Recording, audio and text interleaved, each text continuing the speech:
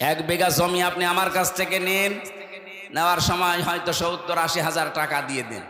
1 বছর 2 বছর 5 বছর করে খাবেন, টাকা যখন ফেরত দেব জমি তখন ফেরত নেব, এই সিস্টেম আছে না? এইটাও সুদ ভাই। এটার কি বলে বাংলায়? এগ্রিমেন্ট। সে যে এগ্রিমেন্ট বাংলায় কি বলে? বন্ধকি।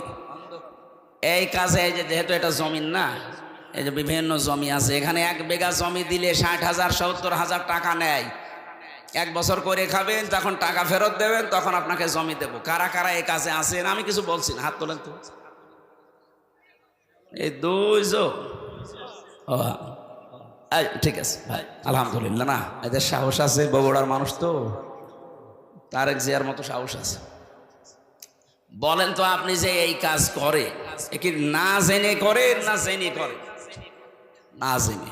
তাহলে এখন যেহেতু জেনে ফেলছে, এরপরও যদি করে, আপনি এতদিন বলতে পারতেন আল্লাহকে যে আল্লাহ আমি জানতাম না, এখন কি করব? এখন যদি বলেন যে আমি জানতাম না, তাহলে মিথ্যা বলা হবে। আর অনেকে মনে করছে আল্লাহ এ তো না আসাই ভালো ছিল। হ্যাঁ, এখানে একটা কথা আছে, যে মানুষগুলো এই ধান্দায় থাকে যে আমি জানতাম না তাই মানতাম না, তার ডবল গুনাহ হবে। এই কথা বুঝতেছেন?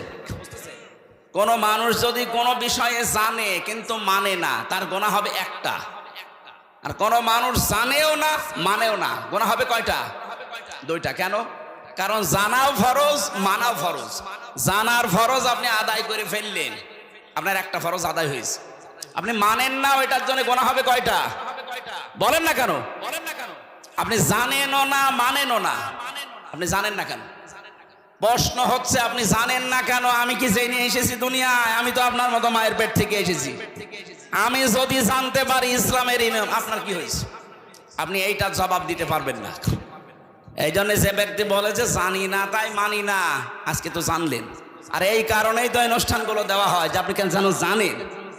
তাহলে সেই 4-5 জন হাত তুললো যে ওনারা জমি বন্ধকি দেয়, এগ্রিমেন্ট করে, 60,000 70,000 টাকা নেয়, করে খায়, আবার টাকা ফেরত দিলে জমি ফেরত দেয়। এটা মায়ের সাথে জেনা করার গুনাহ হচ্ছে। এটা থেকে মুক্ত হওয়া লাগবে না? আমার মনে হয় এই মাসলা বলা ভুল হয়ে গেল নাকি? এটা মানবেন তো? যদি আমি এখন পদ্ধতিটা বলি, হ্যাঁ মানা যাবে না ইনশাল্লাহ? আরে ভাই, আপনি কার জন্য কি করে যাচ্ছেন আমার তো বুঝে আসে না। আমি আপনার সন্তান, আমার জন্যই করছেন। আপনি 200 বছর পরে আসবেন, যে বাড়ি ঘর বানিয়েছেন, যে জমি জায়গা রেখে গেলেন, এই জমি জায়গা আসলে আপনার ঠ্যাং ভেঙে ফেলা হবে। হ্যাঁ, আপনি 200 বছর পরে আসেন, আমিও থাকবো না 200 বছর পরে, আপনিও থাকবেন। আমার ছেলে, আমার নাতি, নাতির নাতি থাকবে, তারা আপনাকে ঢুকতে দেবে? আমারে ঢুকতে দেবে? তাদের জন্য বিশাল সম্পদ গড়ার জন্য আপনি এই মায়ের সাথে জেনা করার গুনাহ করে যাচ্ছেন। অথচ 100 বছর পরে আসলেও আপনাকে এই জমিতেই আর থাকতে দেবে না, ঢুকতেই দেবে না, বলবে কে আপনি চিনি না। এটা একটা ধোঁকা। এই ধোঁকার জন্য আমাদের আসল বিশাল জীবন পড়ে আছে সামনে। এরকম পাগলামি যেন আমরা কেউ না করি ভাই। এই স্মরণ করানোর জন্য এই তাফসির মাহফিলে আসা লাগে। আল্লাহ আমাদেরকে স্মরণ করাচ্ছেন। এই পদ্ধতিতে যারা আছেন, বর্গা বলে কি বলে বন্ধকি যারা করছেন, এটা পদ্ধতি 2টা আছে। 1 নম্বরে যতদিন আপনি এই জমি করে খাবেন, 1 বিঘা জমি, ততদিন সরকারের যে খাজনা আছে প্রতি বছরে মনে হয় 65 বা 70 টাকা দেওয়া লাগে। এখন কত আমি জানি না, এরকমই হবে সব বেশি হলো। আমি জেলে যাওয়ার আগে হিসাব জানতাম, এখন এই 3-4 বছরে আর জানি না। 100 টাকা হলো। প্রত্যেক বছরে বছরে খাজনা দেওয়া লাগে না? এই খাজনা যতদিন আপনি চাষ করে খাবেন এটা আপনি দেবেন। আর যখন ওরে 1 বছর 2 বছর 5 বছর পরে টাকা ফেরত দেবেন, ওই 70,000 80,000, তখন কমপক্ষে 8-10 হাজার টাকা কম নেওয়া লাগবে। এই সিস্টেমে যদি নিতে পারেন তাহলে জায়েজ আছে, হবে না। এবার বলেন, এই মাসলায় যদি কোনো কিছু জানার থাকে তাহলে আমি বলে তাফসিরে প্রবেশ করছি। বলেন, এই পদ্ধতি যদি মানতে পারেন, এই 2টা খাজনা দিয়ে দেবেন আর টাকা নেওয়ার সময় 8-10 হাজার কম নেবেন। আর একটা নিয়ম আছে ভাই, আমি শেষে আপনার প্রশ্নের জবাব দিয়ে দিচ্ছি। আর একটা নিয়ম আছে, যখন আপনি এই বাস্তবতায় যখন আপনি বলবেন যে আমি 10,000 টাকা দিলাম, প্রত্যেক বছরে বছরে আপনি 10,000 করে টাকা দেবেন, এই জমি আপনি কাজ কারবার যতদিন যা উপায় করে নিতে পারেন নিন।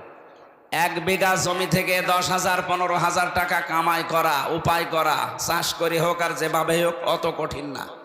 সুতরাং ইনসাফ যেন দুইজনেরই থাকে সেই হিসাবে নেওয়া জায়েজ আছে। আমার কুষ্টিয়া মেহেরপুর চুয়াডাঙ্গাতে 1 বিঘা জমিতে সর্বোচ্চ 8,000 10,000 টাকা 1 বছরে দিয়ে দেয়, এইটা জায়েজ আছে। এটার আরবি নাম বাংলা নাম কি বলে আমি জানি না, খাই খালাসি।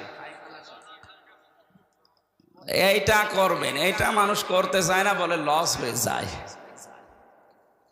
ঠিক আছে, আপনার বিবেকে যা ধরে এখন থেকে আপনি তাই করেন, কিন্তু এই দোষ দিতে পারবেন না যে আমি জানি না তাই মানি না। আপনার ডবল গুনাহ হবে, ডবল গুনাহ করে যাবেন না।